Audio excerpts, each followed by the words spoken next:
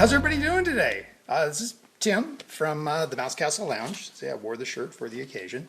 And this is kind of an experiment. This is something new that we're trying to take advantage of the new technology on Facebook, although this is technology that's been around on other things like Periscope and what have you. But first time on Facebook and opportunity to reach all of you that are following us right now. Really, this is just a chance just to get together, to chat, to talk Disney stuff, to ask any questions that you might have about the Mouse Castle and Mouse Castle Lounge, about me and Disney and stuff like that. And we're going to do this for about a half hour. It is, of course, National Beer Day, and so I am packing beer, of course. I have a Bass Ale, and if you'll excuse me just one second. I hope you were doing the same. I know a lot of our friends on the West Coast are a little miffed that I chose 4 o'clock to schedule this little Facebook Live session because a lot of them are still working. But hopefully, if your boss isn't looking, at least you can tune in and you can watch. Or you can catch this later because I'll save the replay and you can listen to this all you want unless this effort is totally embarrassing and I destroy the video, which is a distinct possibility. Anyway, if you're out there and you are tuning in, wave or say hi or whatever. Aha! Hey, there we go. See some activity on there. Anthony Reynolds. Hello, Anthony Reynolds. I know you. And now I don't know what kind of lag too we're getting on typing messages here, so I'm just going to keep talking until somebody chimes in on here. So anyway, I want to talk about some of the news, some of the things that are going on in the world of Disney, and enjoy a cocktail while we're doing it. First out of the chute, who has their copy of Star Wars: The Force Awakens, which came out on Blu-ray this week? Now, some of you probably already got it on digital HD a few weeks ago, but this is one of the things I'm really excited about getting the Blu-ray, beyond the fact that it's a Blu-ray and it's all packaged, is you can watch Star Wars: The Force Awakens with BB-8 if you have one of the Sphero BB-8 characters, and I have not tried it out yet. As a matter of fact, I haven't even listened to the DVD yet, or watched the DVD yet, or Blu-ray or whatever. Kind of saving it for the grandkids this weekend, so we'll see how that goes. Keith Lane, how you doing, buddy? I just posted that the event in here is going to not at the event page. Okay. The event is here. Where is here, Keith?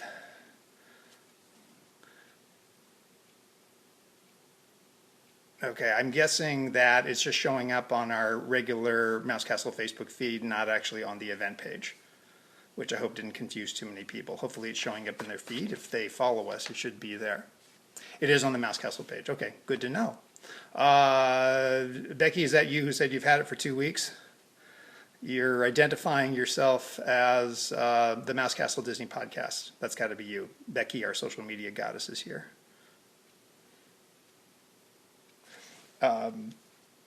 So yeah, I have not seen the Blu-ray yet. Saving it for this weekend, and I cannot wait to watch it with BB-8. And I suppose I'm going to enjoy watching it with the grandkids too. But you hate to say it, mostly I want to watch it with BB-8. Oh, hello, Anthony. I can't tell. It showed that you logged in as Anthony Reynolds, but as you're typing it in, you're showing up as the Mouse Castle Disney podcast because you are an admin on this page. Anthony cannot figure out technology. Hello, Debbie Taylor. How are you? Thanks for joining us. So anyway, a few other things I wanted to talk about. Did you guys see the latest about Disney Early Morning Magic? It appears that there's a program going on at Walt Disney World this spring. It begins on April 26th, and they are going to have a special ticketed admission if you want to get into the Magic Kingdom a few hours early. And they're going to be charging on select days, and it's mostly Tuesdays and Saturdays starting on April 26th, For $69 for adults and $59 for children age 3 to 9, they will give you breakfast, and they will get you on some rather popular rides early in the morning at the Magic Kingdom. I think it starts at 7:45 and runs through 10 a.m. But you can have breakfast at Pinocchio Village House, and then you can also have quick access, so says the Disney Parks blog, to Peter Pan's Flight, to the Seven Dwarfs Mine Train, and the many adventures of Winnie the Pooh. Does it sound like a good idea, or does it sound like a cash grab? Oh, hey, Dave Avanzino, how you doing, buddy? Mike Cowan, hello. Terry Fagan, that's my sister. She's here. By the way, I had no idea that famed artist Dave Avanzino is here today. No, I had no idea that Dave was going to be here at all.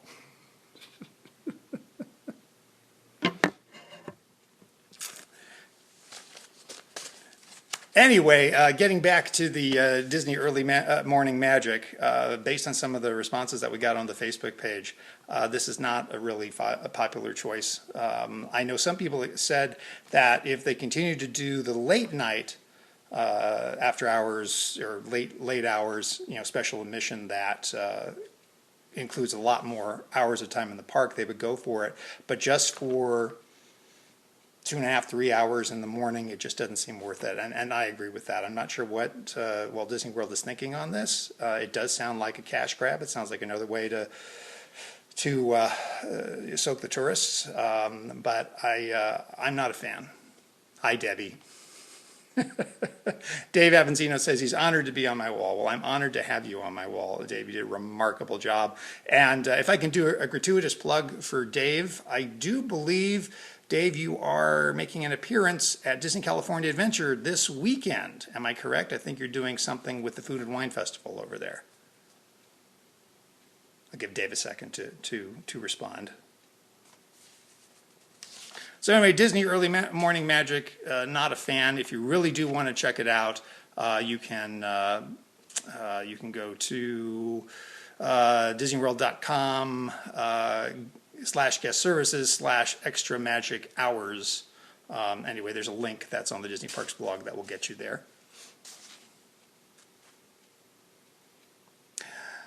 William Heinrich, yes, absolutely. They are just monetizing the parks fully, is what he says. And Dave, thank you for confirming. From 2 to 5 this Saturday and Sunday, he will be at a Disney California Adventure. Now, where exactly are you going to be located, Dave? Hello, Michael. I think I said hi to you earlier, and you're just catching up now. I'm trying to adjust to the lag time that's on here. I think I'm seeing your typed messages a lot later than you're actually typing them. And Dave says he's going to have a new Hatbox Ghost limited edition and Disneyland Alphabet limited edition, and he's going to be at Off the Page in the Hollywood Studios section of California Adventure. Go check him out from 2 to 5. And you'll find out not only is Dave an incredibly talented artist, he's a super nice guy. So if you're at Disneyland this weekend, working on all that food and wine, I did it last weekend, and actually right now I'm working on editing the latest episode of the Mouse Castle Lounge. It'll be out before the weekend, and I sat down with my friends Carolyn and Tina and Chad, and we really broke down everything that's going on with and our opinions and our experiences at the Food and Wine Festival. Yep. More plugs for Dave Avanzino. You can go to Dave's Facebook page at Dave Avanzino Designs. Easy to find.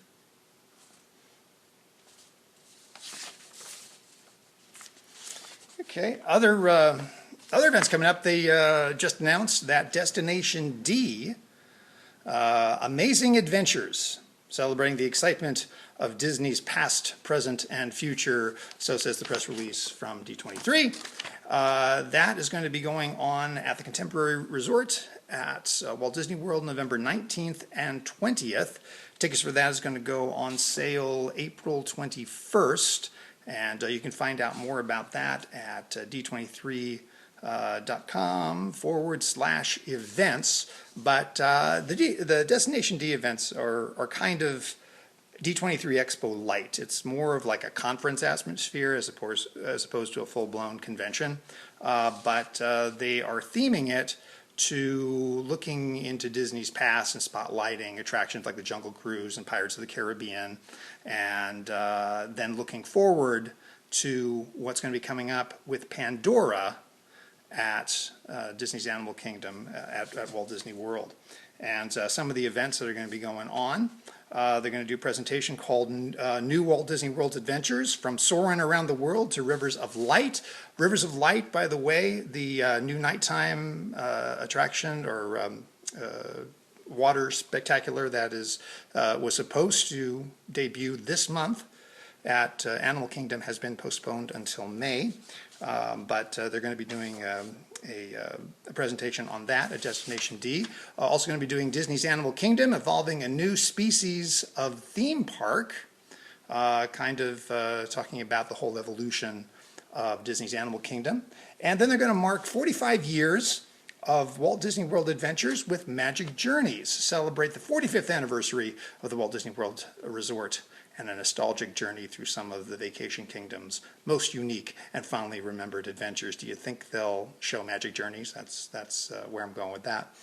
There's also a look back at Walt Disney's True Life Adventures and the art and adventures of Mark Davis. That's always a good thing to check out. But they have another stellar group of panelists and presenters that are going to be at Destination D this year. You're going to have Disney legends Marty Sklar and Tony Baxter, Walt Disney Imagineers Joe Rohde, Chris Merritt, Jason Grant, and Wyatt Winter, producer Don Hahn, and Walt Disney Archives Director Becky Klein, plus there's going to be more people still yet to be announced. And again, that's going to be November 19th and 20th with Disney's Contemporary Resort at Walt Disney World. Tickets go on sale at d23.com on April 21st. And Debbie, I'm just seeing your message now saying the page froze. Is it looking any better now? I just now saw it. This is our first time trying this, so I'm sure there's a few wonky things that need to be worked out. Anyway, if you'll excuse me, I would like to have a little more beer right now. And I hope wherever you are doing the same, because it is National Beer Day. Did you see the article in Entertainment Weekly? They got an exclusive to show off the first image from the short film that's going to precede Finding Dory when it comes out this summer. The new short cartoon is called Piper, and it is the story of a little sandpiper on the beach, a little baby bird, and who's cute as all get out, kind of having an ongoing battle with water. And I guess it was inspired by one of the animators or the director, I don't remember exactly who, with Pixar, who observed sandpipers, how they walk across the water, and the waves will come in, the birds will fly away, the waves will go out, they'll go down and they'll pick food out of the sand, the wave will come in, they'll get out of the way, etc., etc., etc. And the thought was, well, there's a story in there somewhere. There's a whole amusing tale to be told. And Debbie says she's got me back. All right. I'm glad you have me back, Debbie. And how are you doing today?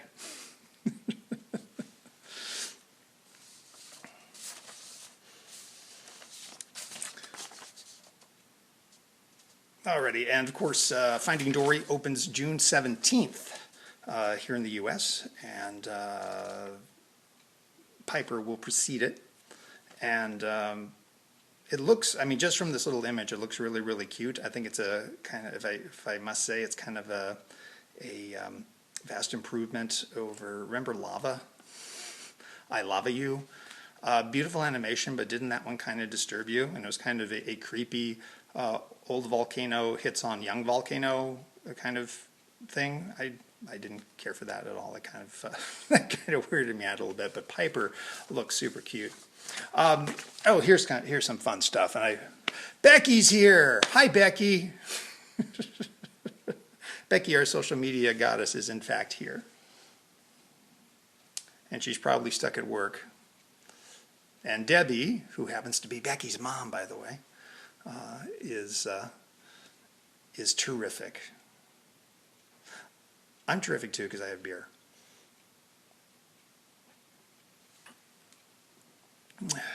And Becky's at work. But she just checked in. I think in the future I'm going to have to schedule these a little bit later because we have a huge concentration of friends and listeners on the West Coast. So I want to be sure that I'm sorry, I'm reading messages. I'm trying to multitask right here. Anyway, yes, Brian, you are correct. Piper is preceding Dory. And this is public information, very much so. Yes, there was an article in Entertainment Weekly yesterday that got an exclusive, and the story has kind of made the rounds ever since. Oh, Keith says, what about the Rogue One trailer? I don't know. Did anybody see the Rogue One trailer? What'd you think? I'll give you a moment to mull that one over, because I have my opinion about the Rogue One trailer. Was there a lot of excitement over this? Can we hardly wait for when Rogue One comes out in December? Keith Lane in big capital letters says excited. Becky Taylor in big capital letters says yes, let's talk about the Rogue One trailer.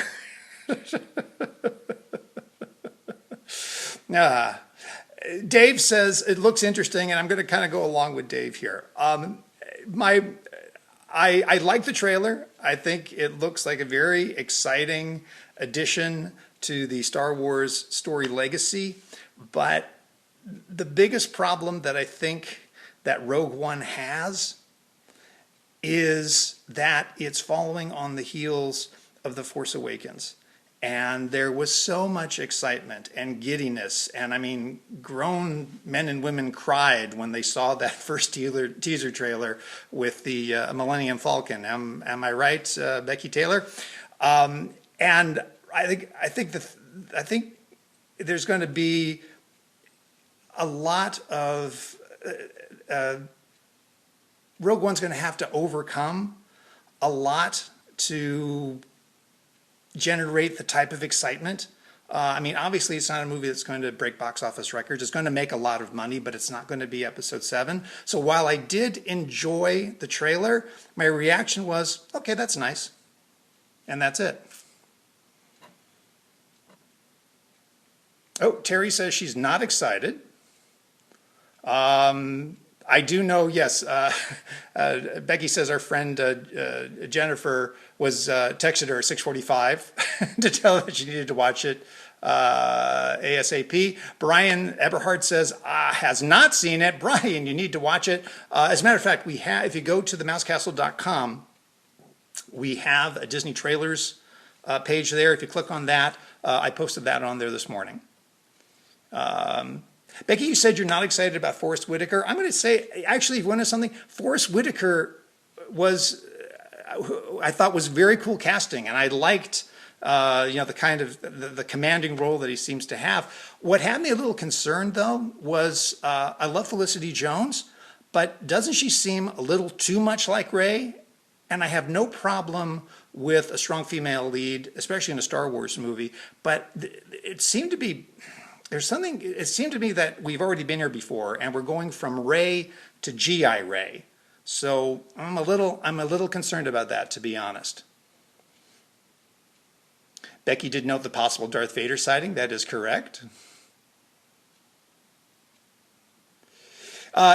Dave asks what the Star Wars era it's from. What it is, Dave, it is the story of how the rebellion obtained the plans to the Death Star prior to Episode 4 of Star Wars, or prior to Star Wars. And Buffy Linder has joined the conversation. Hello, Buffy. Welcome. So anyway, what are your thoughts about, what's everyone's thoughts about Felicity Jones as the lead?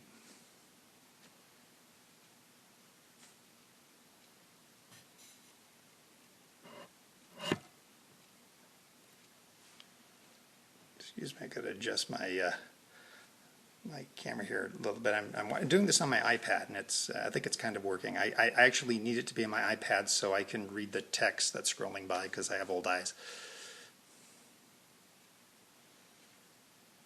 Becky says that she thinks Diego Luna is going to be the new Poe Dameron, and I think you got a good point there.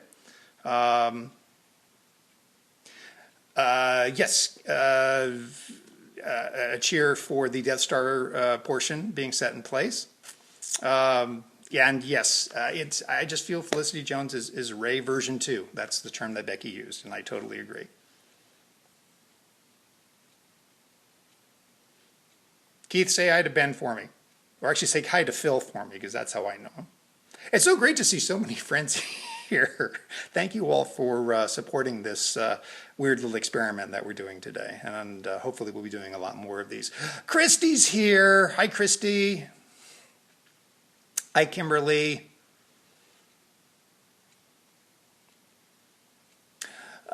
Mike says that there's wasn't enough in the trailer to really tell what Felicity Jones' character is going to be like exactly.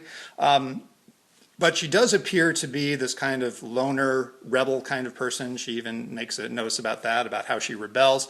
How much you want to bet, a la every movie that comes out by any production company associated with Disney, how much you want to bet that her character's parents are dead? Just throwing that out there. Yeah, okay, Becky, I'll go along with that. She says, how about those AT-ATs? That was a good scene where they're running around while the AT-ATs are firing at them. That was pretty cool. Yes, Becky, I know it's a rebellion. It's a rebellion. She rebels. Christy, we're picking apart the Rogue One trailer. Have you seen it?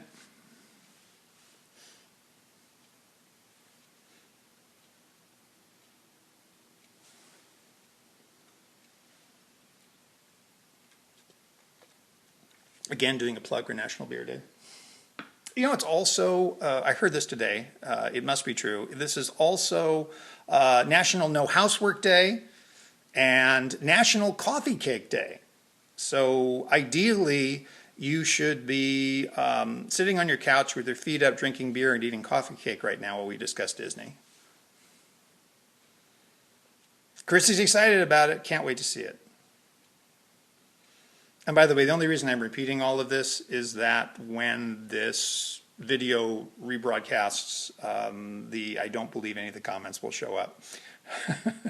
Oh, Becky says it's also National Burrito Day, and I know your love affair with food, so if you say it's National Burrito Day, I totally agree with you.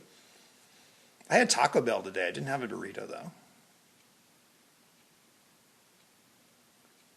Oh, Dave wants to know about Haunted Mansion Radio. Funny thing, you should mention that, Dave. I got my Ghost Post this week. It was that limited edition special mailing that Disney is doing, and you know, just by sheer coincidence, I have some of the items that the Ghost Post sent out. And for those of you wondering what that was all about, I kind of took a leap of faith to purchase the Ghost Post, because when the webpage went up originally, it didn't tell you a whole lot. Otherwise, they're going to send you a box with stuff in it associated with the Haunted Mansion that tells a story, and you'll get 3 different mailings over 3 months that'll explain it all.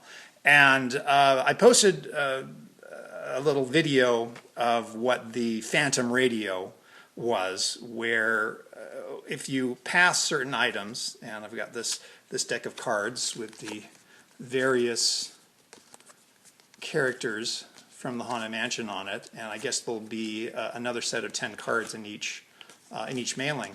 But when you pass these in front of your iPhone, there's an app that will kind of recognize it, and it will activate certain audio clips in it.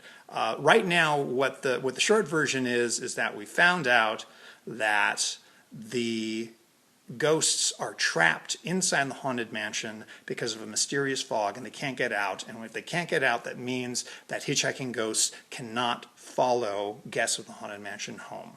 and this is causing much distress for him. And also found out through a little secret message that is hidden on the back of the Grimm Gazette. And take a look at this fun thing here. If you look at the cover photo at the top of the Mouse Castle Facebook page, I showed how that little trick works, where you take your Haunted Mansion teacup and you put it on the spot on the Grimm Gazette, and it reflects a message that says, "Beware, Madame Leota."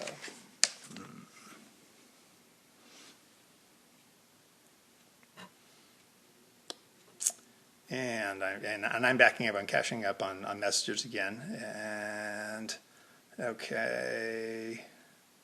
Oh, Becky says, Debbie, check out the teacup that Tim got. And it's a real teacup, and it's used to use the reflection of the teacup to read a message, but it's a real genuine ceramic teacup.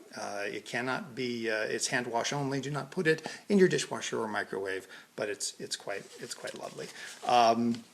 So anyway, I'm really intrigued. I was asked if I thought that the Ghost Post was worth the money, and I will say for the first month, it definitely is. And I'm thinking it was just shy of $200. I can't remember what the exact amount is off the top of my head, but I have been thoroughly entertained with it. I have had fun on unlocking the audio that goes into that you access through your iPhone. And then there's also interactivity if you go to Disneyland. If you go to the Fortune Teller, Esmeralda, at the Penny Arcade on Main Street, and then you go to the Haunted Mansion itself, you'll be able to unlock additional audio. Now, acknowledging that not everyone who gets the Ghost Post can make it to Disneyland, I guess the information that comes up at Disneyland is not critical to enjoying the story or solving the mystery or anything like that. It's just some additional material, and I will be back in the park later this month, so I'll definitely be checking that out.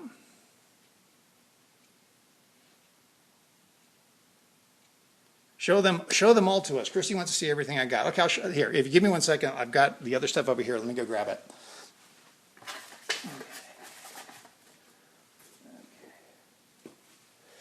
Okay. I got all the stuff. This is, I so totally love this stuff.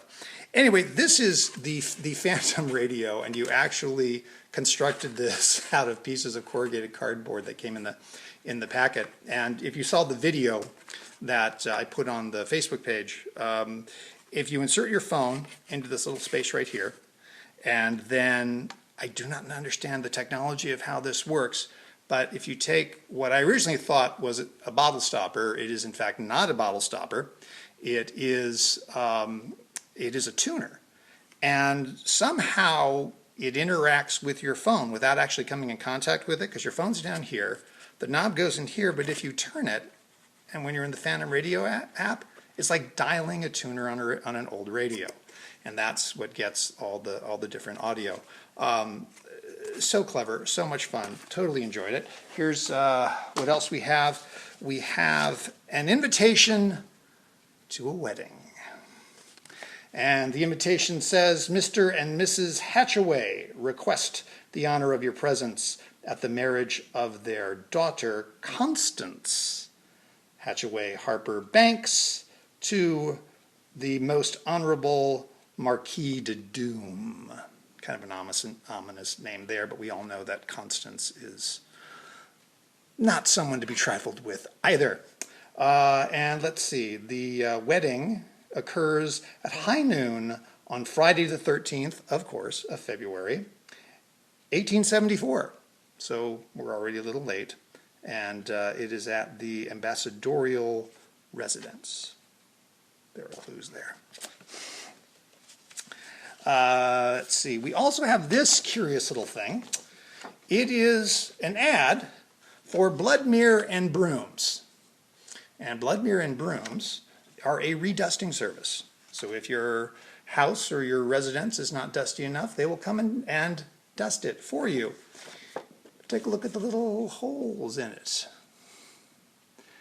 And if you observe the back of this advertisement, there are perforations along here. And as if there are 3 different strips that can be removed, and they appear to be strips of cardboard that you can feed through like an old-fashioned music box, and it will play music. Very, very curious about that. Obviously, they don't send you everything you need to have in the first month's mailing, but this one is highly intriguing. And already Becky says, "Don't do it, Marquis," and she's absolutely right. I do like the redusting though. And oh, let me go over here. One more thing. This, let me get back in the camera here. This is the box that it came in. And by the way, just everything that gets sent to you should be scanned by the phone, by your iPhone, by the Phantom Radio app, because the box will activate audio. Every single document that's sent to you will activate it. The cup will activate it. The tuner, the little bat tuner, will activate it. But this is kind of fun. There's a letter from the Ghost Relations Department, and it's on cardboard, and it's stuck to the box here, so I kind of left it there. But this letter kind of explains to you how the whole program works. However, they do indicate that the ghosts have added their own message to the letter, and most mortals find spirit writing easiest to read when the paper is dampened with water. And I have dampened it with water, and wouldn't you know, between all the text, there is mysterious writing that shows up. I do have a picture of it, which I will post on the Mouse Castle Facebook page, so you can check that out as well.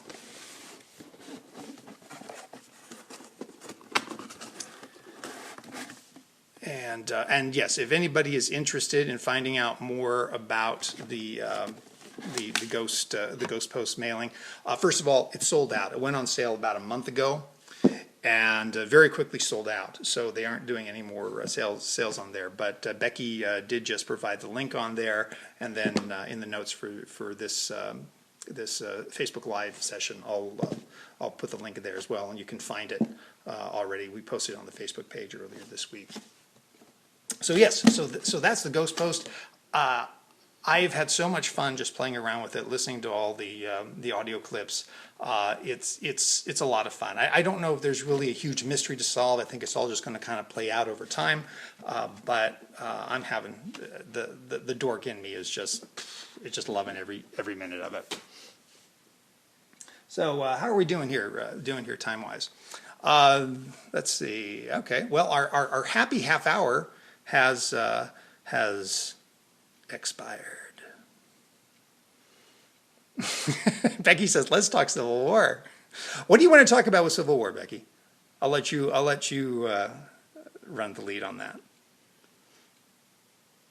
It's coming out very soon. See, I'm way more excited for Civil War than I am Rogue One.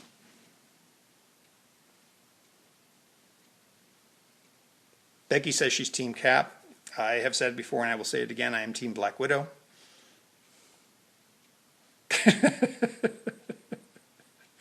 Becky says, "Let's talk about how amazing it looks." It does look amazing. You know, they're having the premiere in Hollywood on next Tuesday at the Dolby. If you're in the area, they're going to do it then. I get notices from Walt Disney Studios every single time there's a premiere, and they give me the opportunity to RSVP to attend the premiere, to cover it as a member of the media, and I RSVP every time, and every time I get a polite denial saying no. So yeah, I'm not bitter about that at all. I would really love to go to the premiere on Tuesday.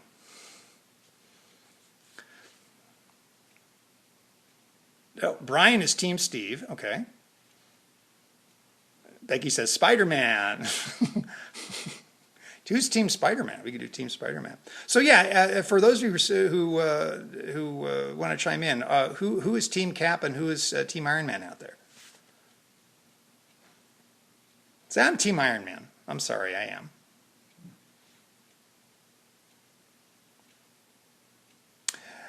Becky asked, did the Mouse Castle get invited by Chris Evans? Should I have? Did I miss something? What did you do, Becky?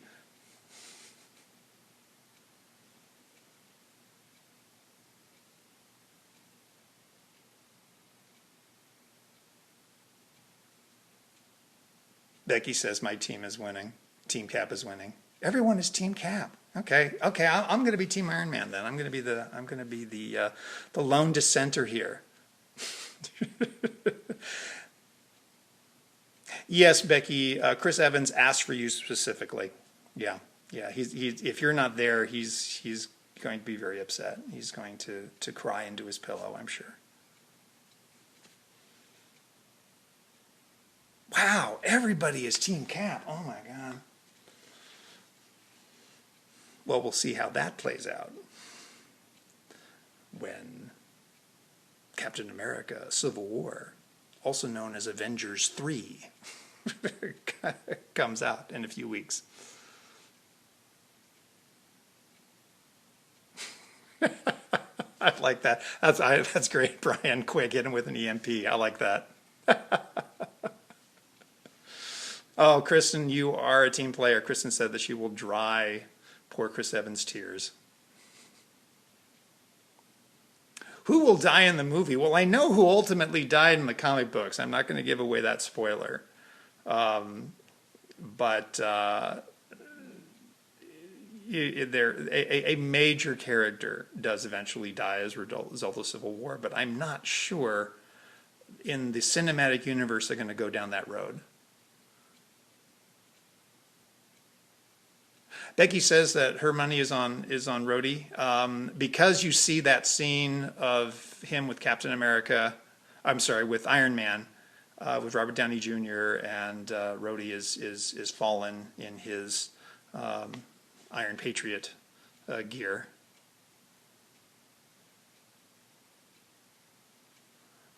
The Russo brothers seem to indicate that there will be a surprise. Well, they kind of have to say that, Ben. If everybody knows what it is because they know the comic books, then there's no suspense. Hey, Stacy Lowe just joined. Hey, Stacy. More than one character will die in the film. That will be an interesting. Turn. We know who's not going to die. Spider-Man's not going to die. Black Panther's not going to die because they all have future movies.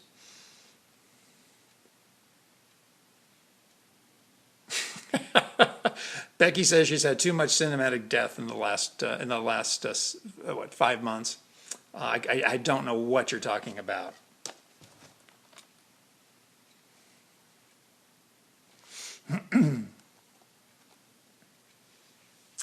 Michael says he's heard that the movie's going to start and end with funerals. I have not heard that one. Bucky also lives, yes. Because in another universe, Bucky eventually becomes Captain America. Is that a spoiler? Did I give that away? That's not to say that it's going to actually happen. Yes, Ant-Man's not going to die because he's got another movie coming out too. I cannot wait to see Wasp in the next Ant-Man movie. I am super excited about that.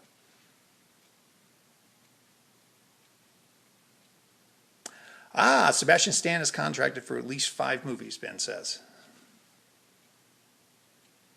Well, he's got a future. How many more movies does Chris Evans have contracted?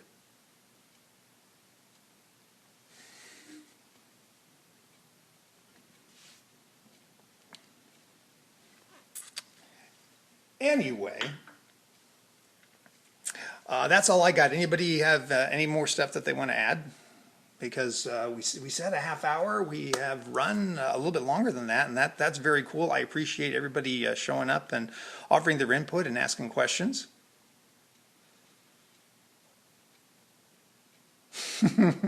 Yes, Becky, I do mean Evangeline Lilly. Absolutely. Yes, Stacey, we said Paul Rudd and Ant-Man, and you show up. Isn't that weird how that happened?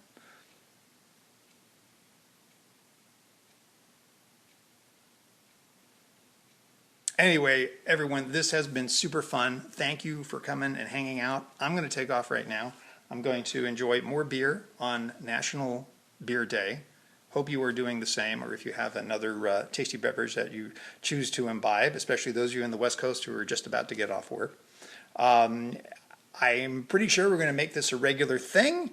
We'll keep you posted on the Facebook, on the Mouse Castle Facebook page at facebook.com/the Mouse Castle, and also on the blog at themousecastle.com. And kind of recapping what I said earlier, there's going to be a new episode of the Mouse Castle Lounge coming out probably tomorrow or early Saturday. It'll be covering the Food and Wine Festival at Disney California Adventure. And then next week, I've got a conversation with historian Jim Corcus, who's always a favorite to have on the show. And he's going to be talking about how to be a Disney historian, for those of you who've always wanted to know. So anyway, I'm going to take off. Thank you all. I love you guys. And spread the word. Keep talking about the Mouse Castle. And I'll do another plug too, because both Keith and Ben were here. Great podcast, TG Geeks, as in Two Gay Geeks podcast. You've got to check that out. They talk about all sorts of great geek stuff. And also, if you are, there you go, there's TG Squared Studios. There they are. Also, again, a plug for Dave Avanzino. Once again, I had no idea he was going to be on the show today. But check out Dave from 2 to 5 this weekend at Off the Page at Disney California Adventure. Alrighty. Thank you, everybody. Take care and enjoy your beer.